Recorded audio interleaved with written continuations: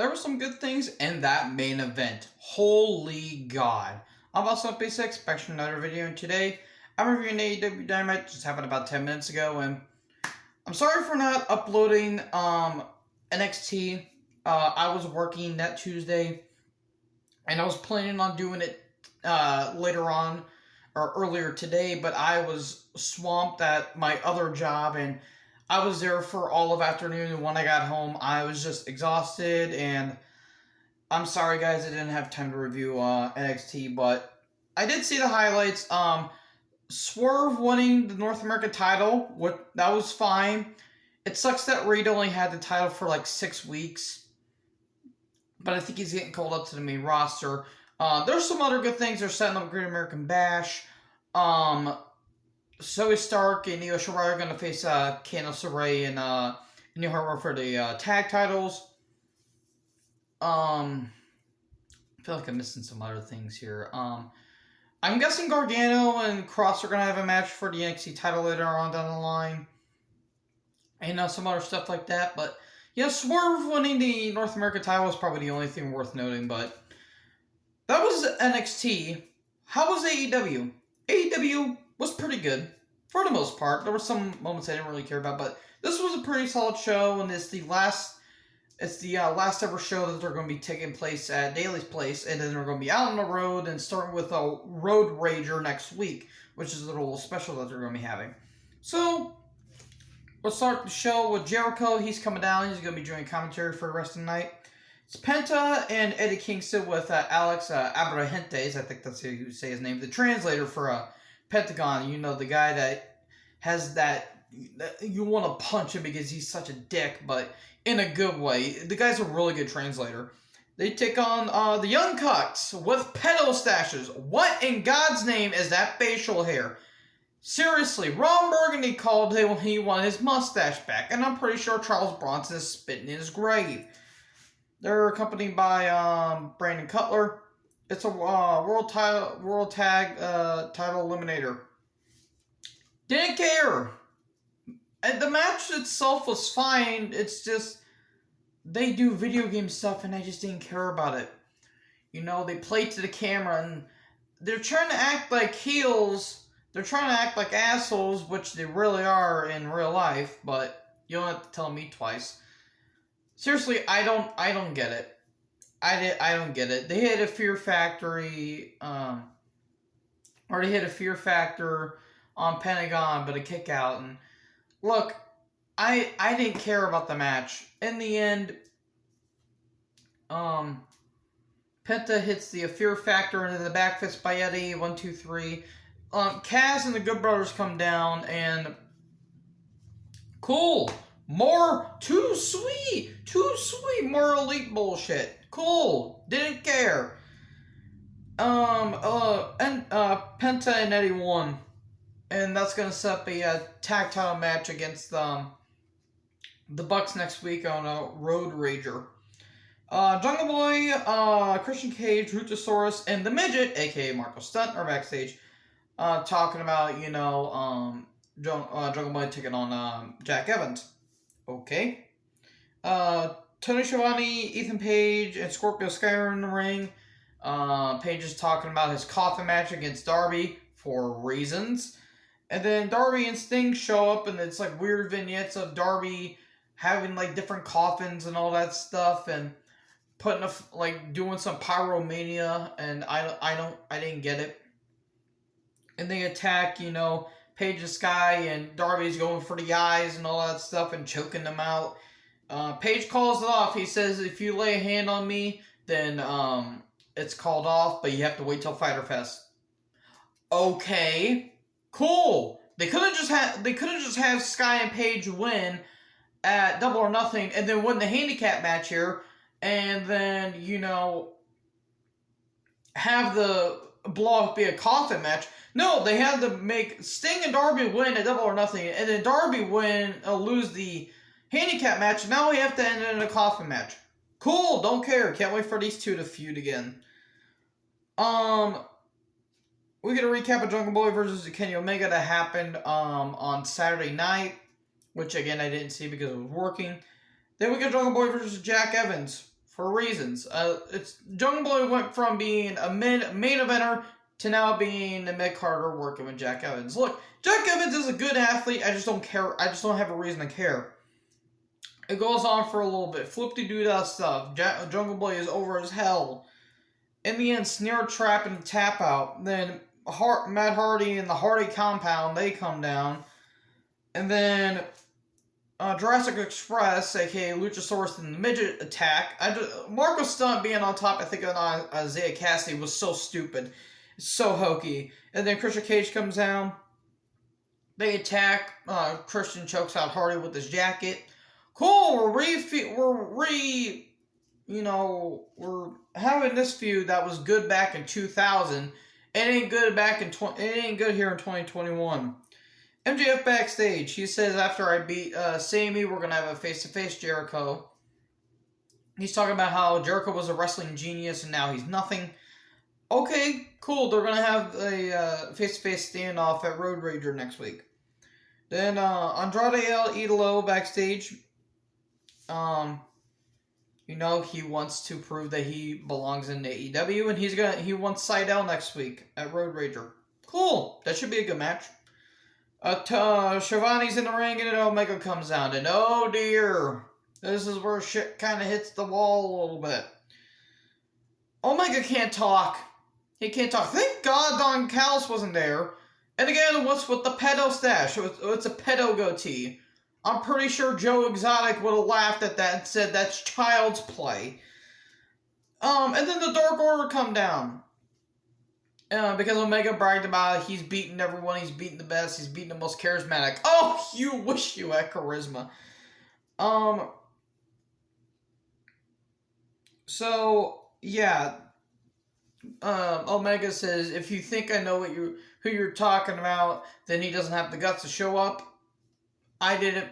I know what they're trying to do here. They're trying to make Paige take on Omega for the title and have Paige take the title from Omega. They're forcing this, though. There's if you're trying to do long-term booking, then you should have done that months ago, but I don't know. If this is a redemption story, then cool, I just didn't care. And then, Pillman Jr.'s backstage saying, you attacked Griff Garrison. That's personal because he's like a brother to me. And, he says, I'll prove that you're not God's favorite champion. They get Pillman Jr. versus Miro for TNT title. I could see a lot of, Pillman Sr. It's weird to call Brian Pillman Sr. now. I can see a lot of Brian Pillman Sr. Pillman Jr. It's amazing. Power versus Speed. David versus Goliath. The crowd is behind Pillman. Good stuff here. The crowd getting behind Pillman Jr., but Miro being overpowering. Super kicks aplenty, but in the end, thrust kick, and then the game over. Pillman looks like he's about to get out of it. Nope.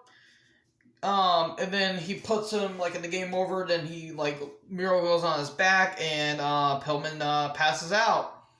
Okay, match itself wasn't bad. There was just not a lot of substance to it, not a lot of stuff going on. But it proved that Pillman can go with the bare men.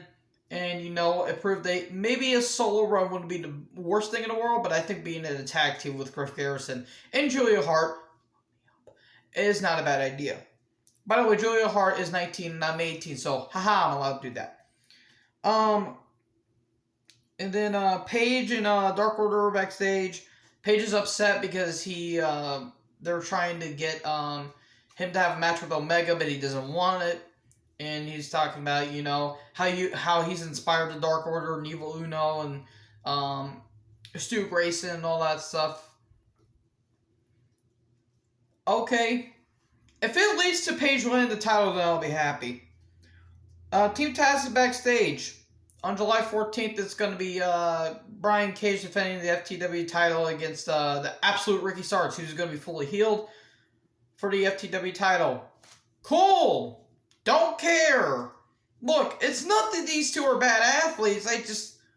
Why? It's dissension between Team Taz. I don't get it. Oh boy, and then we got Rebel and Britt Baker versus Nyla Rose and Vicky Guerrero. Why was Vicky in the ring? It should have been a handicap match. Or hell, it should have been at least Rebel versus Nyla.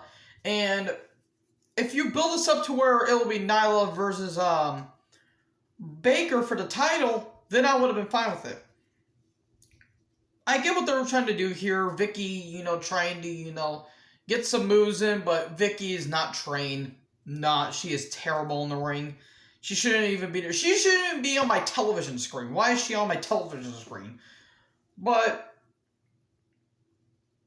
in the end, Nyla goes up top, but Vicky's dragging, Britt Baker, but Baker kicks Vicky and knocks Nyla off the top rope, and then lockjaw on Vicky, and Vicky taps out. Okay, good.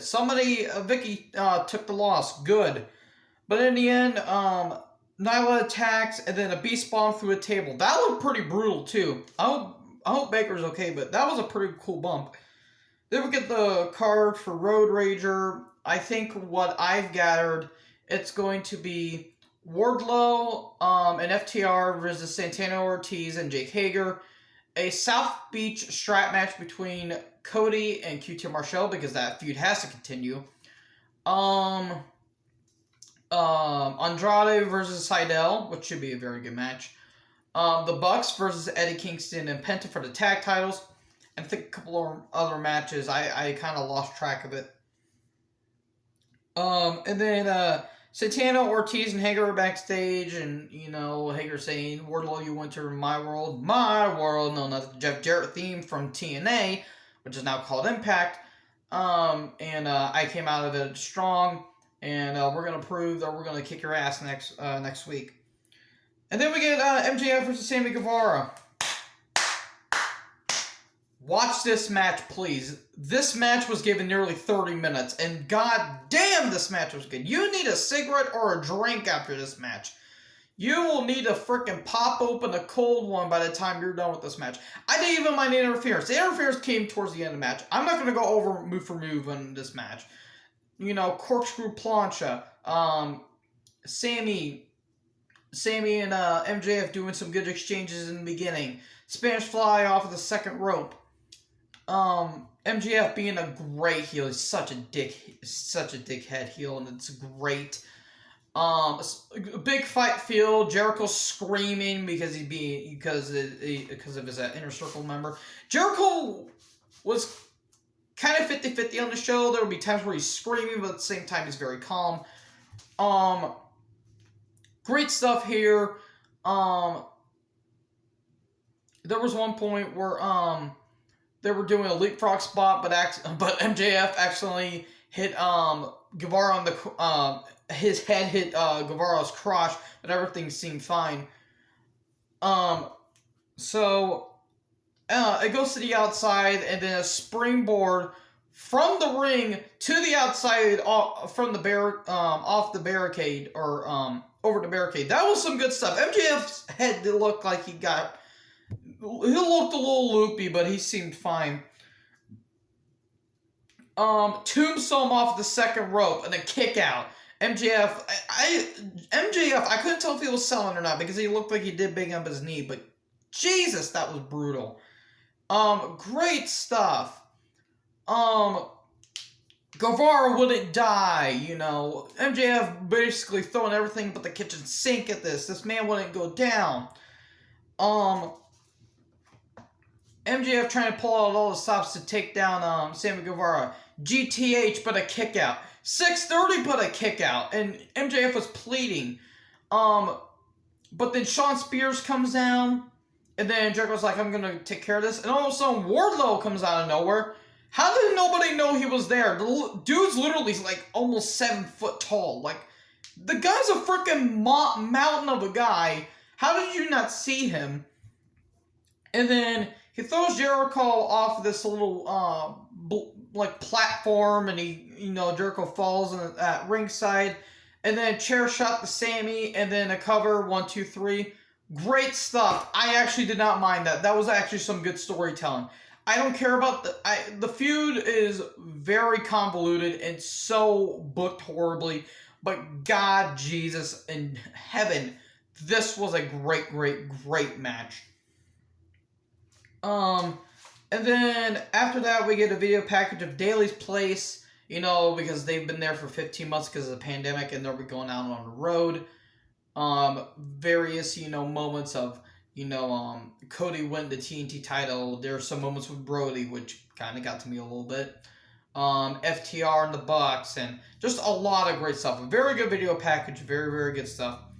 And then at the end, JR says, "We'll see you next time on WWE Dynamite." Oh, JR, this is why you should be sent home. Anyways, what do you guys think of this? This is a really very great send-off show for Daly's Place, and they're going to be going out on the road to Road Rager next week. And I think I'll be able to review that. If not, then I'll have to watch the highlights of it on YouTube. So anyways, what did you guys think of this episode? Did you think it was good? Did you think it was bad? Let me know down in the comment section below. Make sure to like, comment, subscribe, tap on for more notifications. And guys, join the herd. Talk to you guys next video. Peace out.